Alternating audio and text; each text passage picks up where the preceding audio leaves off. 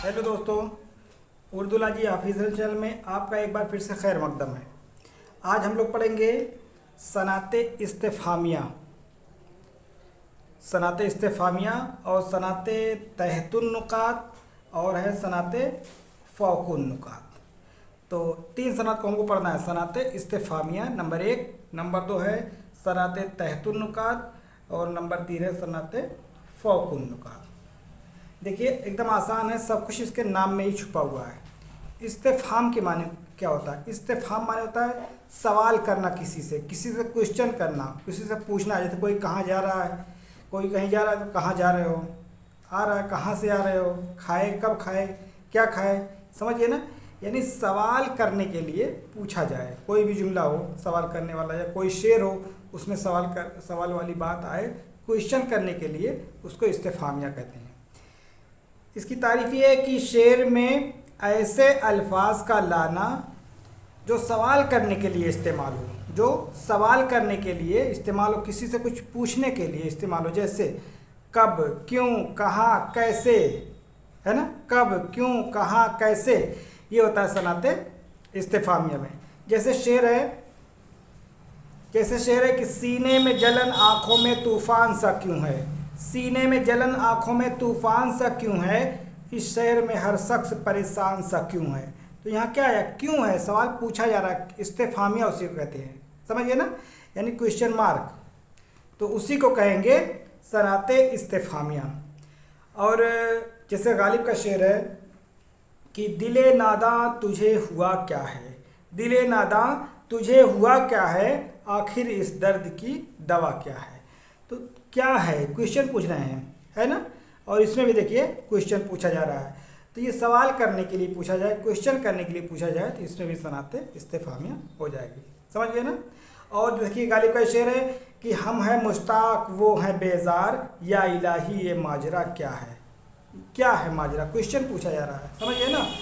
तो इसको कहेंगे सनाते इस्तेफाम। गालिब के शेर में सबसे ज़्यादा इस्तेफाम पाया जाता है। इस्तेफामिया, इस्तेजाबिया गालिब के कलाम की खुसूसियत है। जैसे अल्लामा इकबाल जब आप पढ़ेंगे तो अल्लामा इकबाल के कलाम में सनाते तलमीह का इस्तेमाल ज़्यादा हुआ है, जो तारीख़ी वाक़यात, समझिए ना, तारीख़ी वाक़यात की तरफ ज़्यादा इशारा हुआ है, तो वो अल्लामा इकबाल है। और गालिब ने अपने शेर में सनाते इस्तेफाम का ज़्यादा इस्तेमाल किया है, सवाल करने के लिए ज़्यादा इस्तेमाल किया है। तो ये क्वेश्चन मार्क वाला जब भी आ जाए तो आप समझ जाइएगा कि ये इसमें सनाते इस्तेफामिया है, समझ गए ना।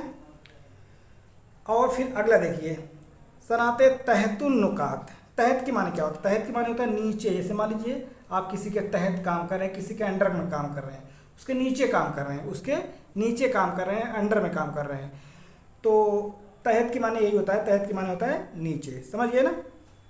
और नुकात माने नुक्ता, यानी नुक्ता नीचे, इसके लफ्ज़ी माने यही हुए, समझिए ना। तहत माने नीचे और नुकात माने नुक्ता हो गया, यानी जो भी नुक्ता हो वो नीचे है। तो शेर में ऐसे हर्फ वाले लफ्ज़ का इस्तेमाल किया जाना जिसमें नुक्ता नीचे हो, यानी जो भी इसमें इस्तेमाल किए गए हैं जितने भी हर्फ, जो भी नुक्ता आए वो उस लफ्ज़ के नीचे हों। जैसे देखिए है कि ये नीचे नुक्ता है, ये जिम के नीचे नुक्ता है। मारा जो उसे हैदर कर्रार को मारा, सरदार को मारा, अलमदार को मारा। तो इसमें भी जो भी नुक्ता वाले आए हैं, चाहे कम आए चाहे ज़्यादा, उससे नहीं मतलब है, जो भी नुक्ता वाले हर्फ आए वो नुक्ता जब नीचे रहेगा तो जान जाइए कि सनाते तहतुन नुकात है, समझिए ना। जैसे मान लीजिए बे आप लिख रहे हैं तो बे के नीचे नुक्ता होता है ना, बे के नीचे नुक्ता हुआ, या पे लिख रहे हैं, पे के नीचे नुक्ता हुआ, समझिए ना। इसी तरीके से नू है, नहीं ये जिम है, तो जिम में नीचे होगा। अरे जिम में नीचे इसलिए होगा, जिम ऐसे लिखा जाएगा, जब भी लिखेंगे जिम तो यहाँ नीचे आएगा नुक्ता। तो जिसमें भी नुक्ता नीचे आए तो वो तहतुन नुकात में आएगा, समझिए ना।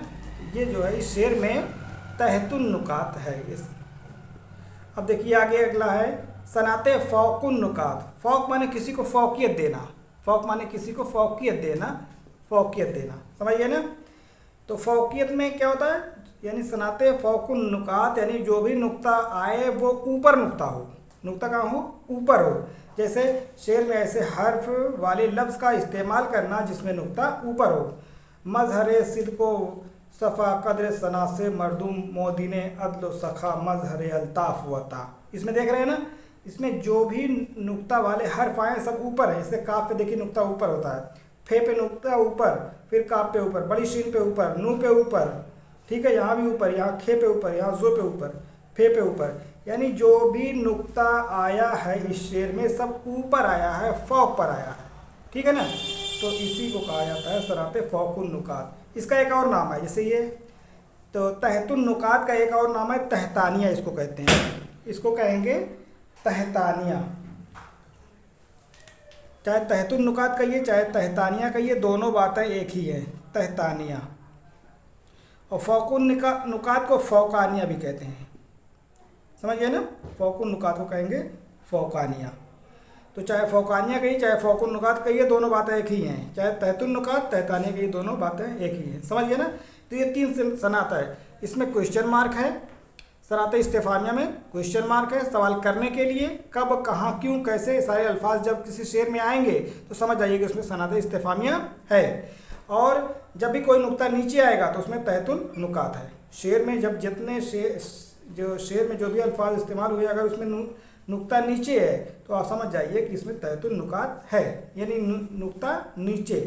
अब इसमें क्या है, फौकुन नुकात में नुक्ता ऊपर, जो भी नुक्ता आए तो उसमें नुक्ता ऊपर हो, तो इसी को कहते हैं सनाते फौकुन नुकात, समझ गए ना। तो इस्तेफामिया, तहतुन नुकात और फौकुन नुकात, इसको जो है समझ लीजिएगा और स्क्रीनशॉट ले लीजिए।